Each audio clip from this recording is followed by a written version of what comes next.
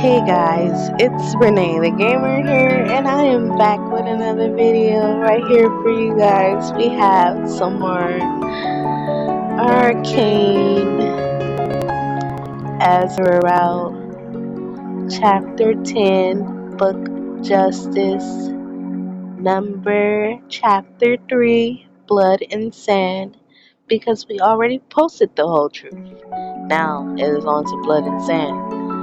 And I have already read into the book because my mind is like boggled because I think I already recorded this on my other phone and I never got to post it. I probably deleted it, and my mind keeps telling me that I already read this and I posted it.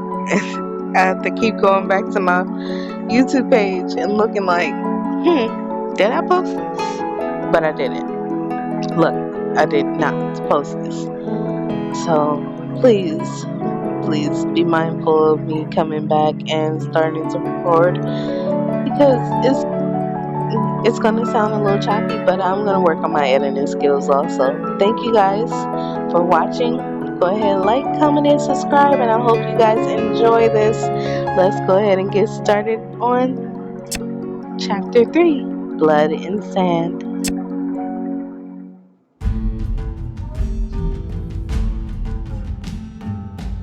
I had all but forgotten about the man down there.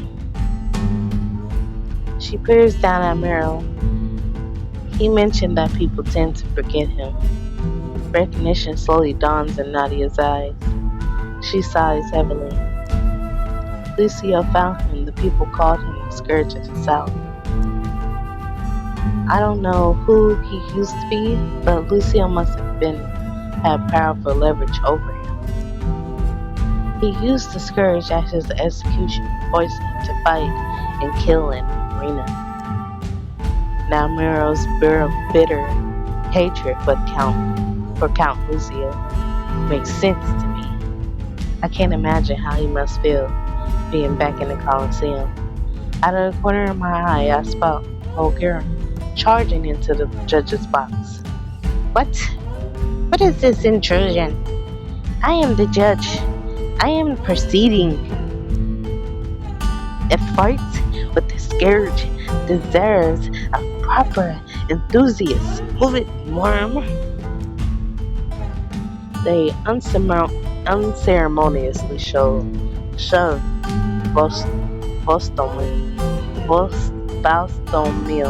Balstamil aside, and he nearly topples out of the judge's box.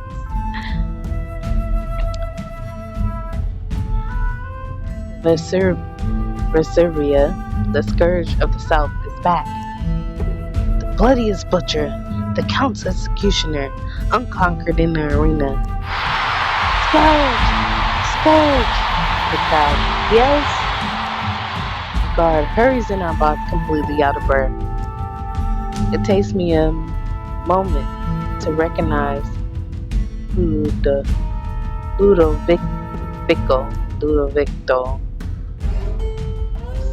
So sorry for the interruption, Countess. The magician Ezra has a request for you, Renee. Ludovicto visibly reddens under his helmet. How curious. Do go on, Lucivito. He asks for a favor to wear, some token of your affection. Something Ezra could wear? I blinked, surprised. Then I remembered the emerald necklace. I still have it after Portia retrieved it from the fountain. I feel around in my bag until I find a cool metal chain. Azra's magic thrums under my fingers. This might be my only chance to see Azra before the trial by combat. What happened to keys being paid? Why is it 250? It was like 20 the last time I played. Jeez.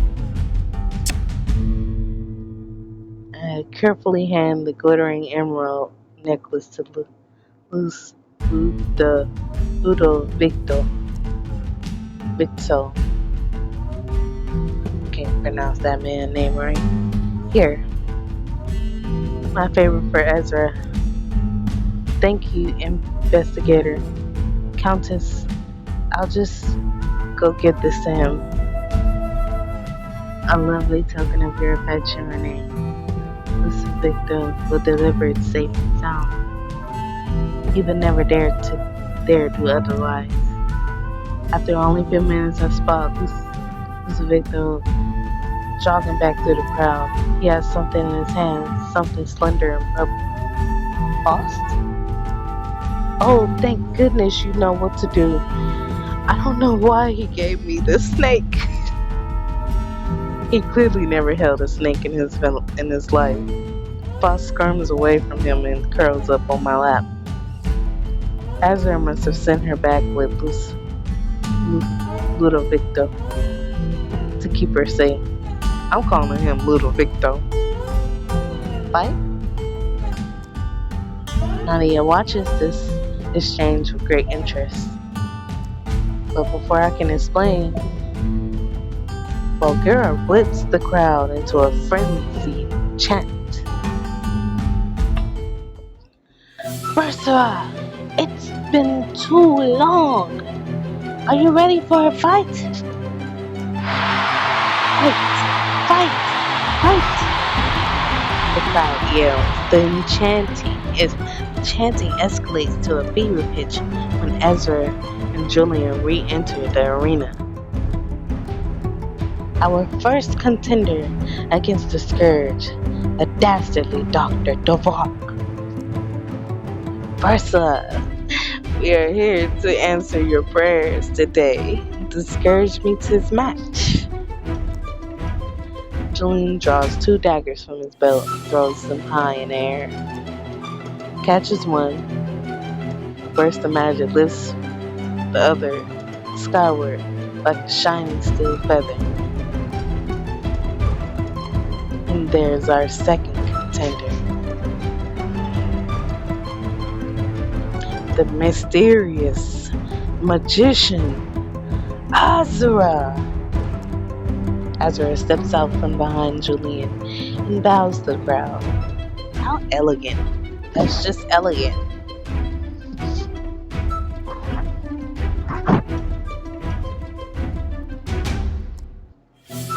Despite the outlandish costume, he's only carrying a simple walking staff. He sweeps the staff over his head. The floating dagger drifts down before Meryl's feet, perfectly balanced on its point. An obvious challenge. Meryl glowers at the dagger, then kicks it aside. Keep the Scourge! Take him down! Round 1! Fight!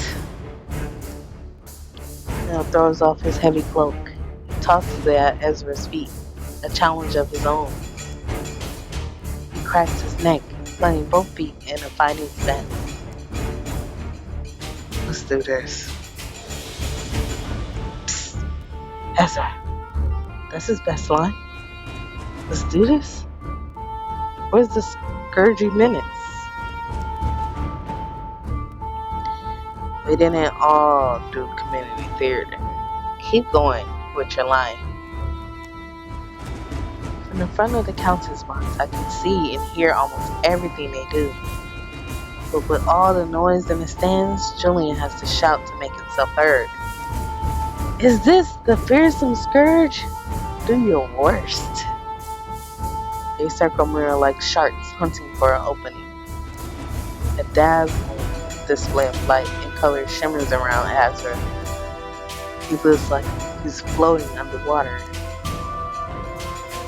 Beneath the flash and glimmer, I recognize a shield spell to protect him from harm. I smell fear. Meryl suddenly lunges at Julian. Oh no, help! I don't want to die! He hastily backpedals, but each of Meryl's strides are easily 2 of Julian's. Get down! No one can outrun the scourge. They drop to the ground, and Ezra extends his shield over to cover them both. Mero's shoulder slams against the shield. Silver sparks fly in all directions. I know how the spell works, though I've never casted it myself. The harder Mero strains, the harder the shield forces him back. You can't hide. No one can. Oh, who said anything about hiding? Ezra discharges the shield with explosive force, launching Julian at Mero. Julian sinks two smaller daggers into Mero's collar and holds on for dear life. You are so annoying. Mero shakes himself from head to toe like a wet dog. Julian loses his grip, flies through the air, and lands hard on his side. Is he? Ow! I deserved that. That was a classic scourge right there. I spot Asra again. Mero's super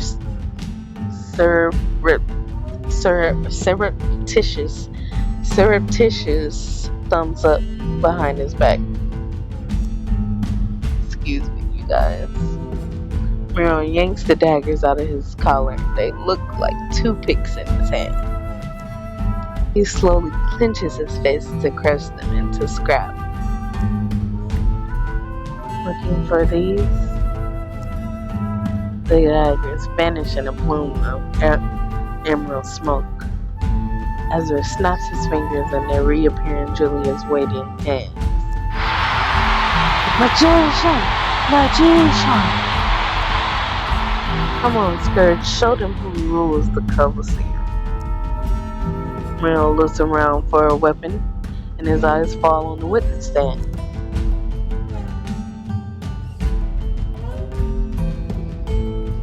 Hastily built with long, heavy wooden planks. Surely the Scourge wouldn't be so resourceful.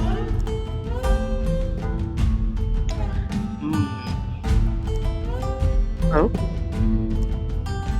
Run, you fool! Julian Ezra spun flat out to the stand, but Mero is faster. He wrenches one of the... excuse me.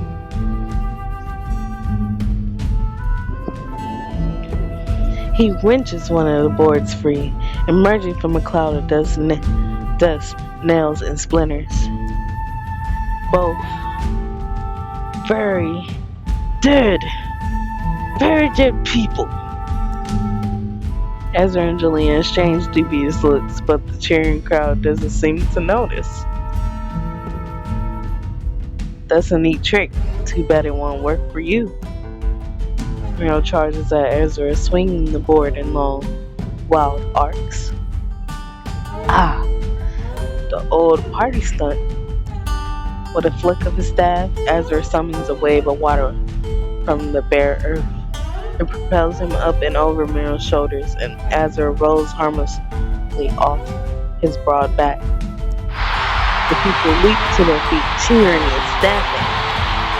Smash their puny skulls, paint the Colosseum red with their blood.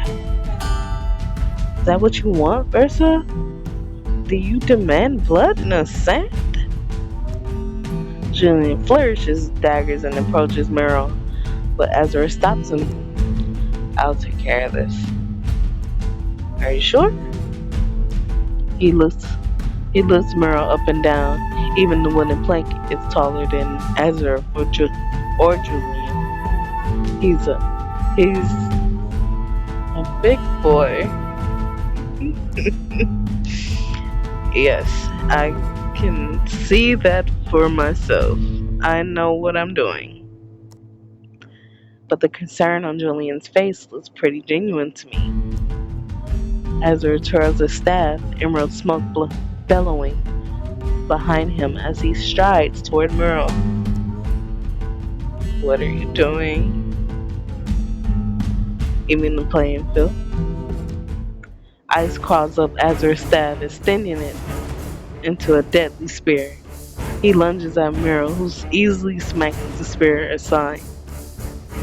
Meryl dodges two more jabs, then lifts the board high over his head. Azra catches the crushing blow on the tip of the spear. Perfect. Veins of ice spread through a heavy wood, spider webbing out of the spear point. The boy splinters into a dozen pieces with an ear-splitting crack. Merle ducks during throwing up his arms to protect himself from the flying debris. But Azra is still holding his weapon, and his shield still is spell is already going. A huge chunk of the board hits him in the mouth. Ah, ugh. Azra staggers and spits up blood. His lip is split open, bleeding freely down his own face. Help! Help! Her fear washes over me, mixed with Azra's shock. This wasn't supposed to happen. First blood! First blood! No one survives the scourge of the South! But the answering cheer is tepid at best. For each person chanting with Vulgara, another looks away in horror. There hasn't been a Colosseum fight in years, not since Count Lucio's death. Nadia clutches her armor so hard that her knuckles turn white. How can anyone cheer for another's pain and bloodshed? Renee, I am so sorry you have to endure this.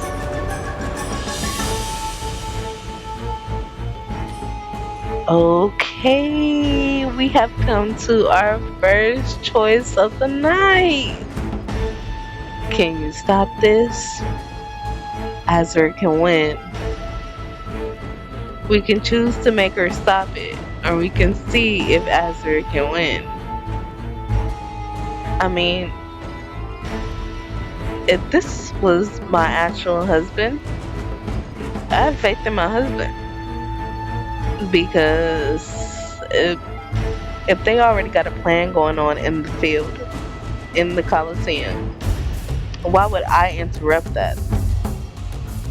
I mean, if Nadia wants to stop it herself, she will.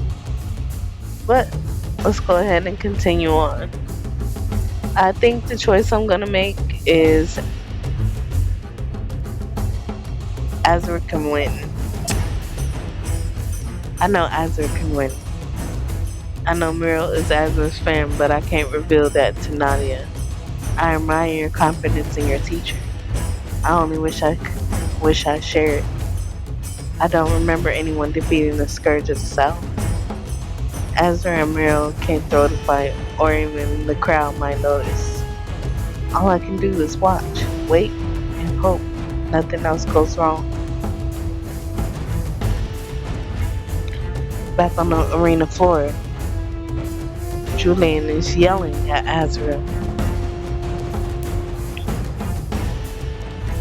Are you alright? She'll let me help you.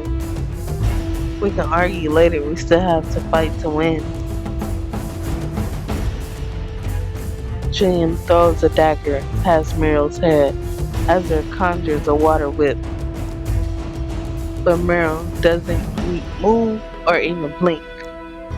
He seems transfixed by the livid trail of blood that Azra is leaving in the dirt. Quick!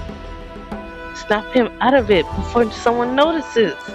I hope this works. Swirling energy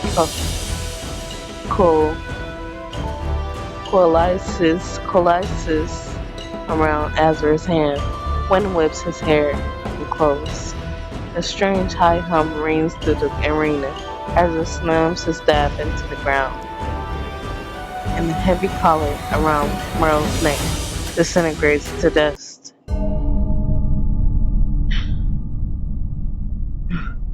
Oh. Azra dramatically falls to his knees. Meryl shakes his massive shoulders. His chains fall all around him like raindrops. You, what did you do? Meryl advances on Azra. He looks dazed, like he can't believe what just happened. Water bubbles up all around Azra, stained with his own blood. The emerald around his neck starts to glow. The needle-sharp icicles rise from the water, pointing at Meryl's unprotected throat. Meryl suddenly stops short. Go on, Scourge, I dare you to take another step.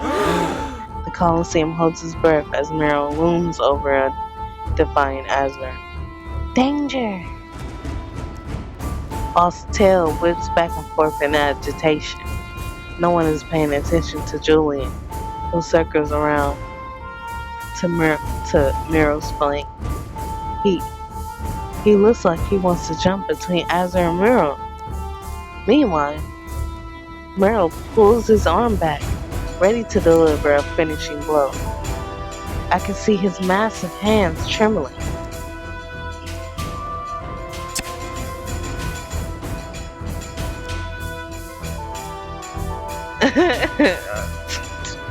I'm sorry, I couldn't even read those two things, you guys. Like, that was just the whirlwind. Alright, let's continue. He turns, just in time to see Julian lunging toward them with a determined glint in his eye. Oh, for the love of... The icicles dissolve to the mist as Ezra starts casting another spell, but it's too late. Ayala, no!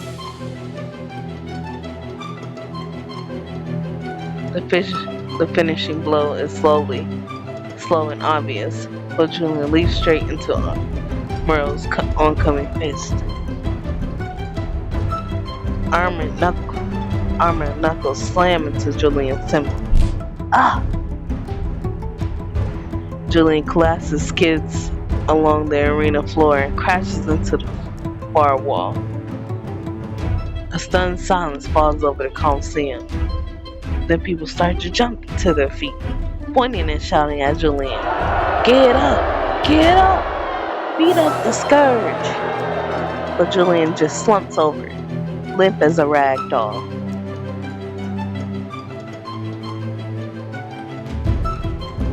Dr. Dvorak has been defeated in trial by combat. The magician Asra has survived.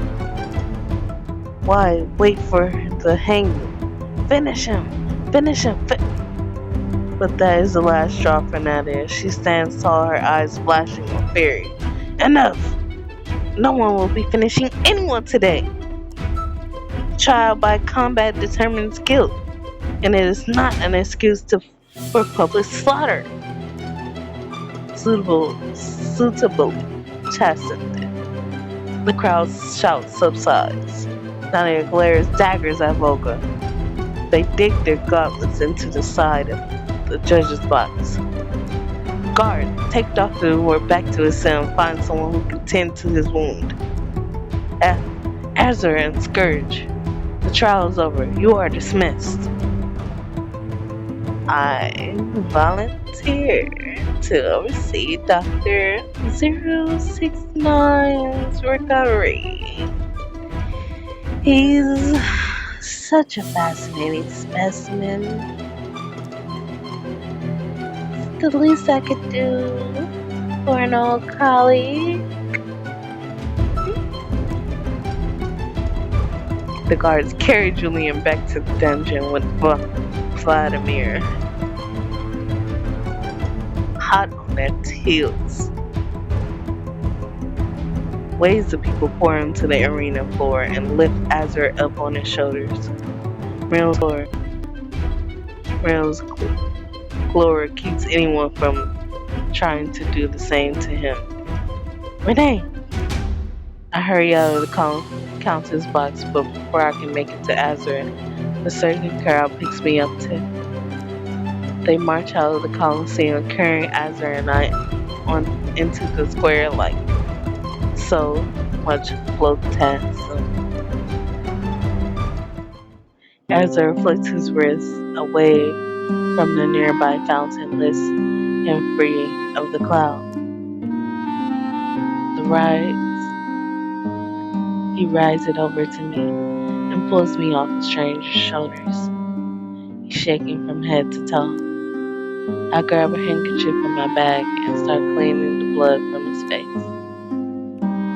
Thank you for your favor.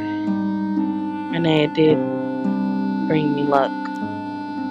Just not anyone else.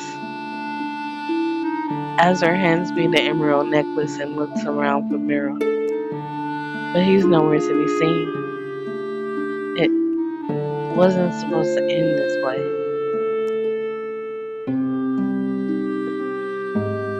Ooh. And now I understand what it means for this next chapter, chapter 12, book 12, chapter 1, Calm Before the Storm. I'm not going to read into this one right away because I want to go to bed. Excuse me. Again, excuse me. I told you guys, you're going to get the real me at nighttime because I read these to go to sleep. But how do we feel about that? Like thinking about it, I made the same decision last time, and I remember this. And I feel bad because I could have had Nadia stop this all, but I decided to put my faith in them. I do that a lot of times. I put my faith in things, and this is a game. I put my faith in these characters, and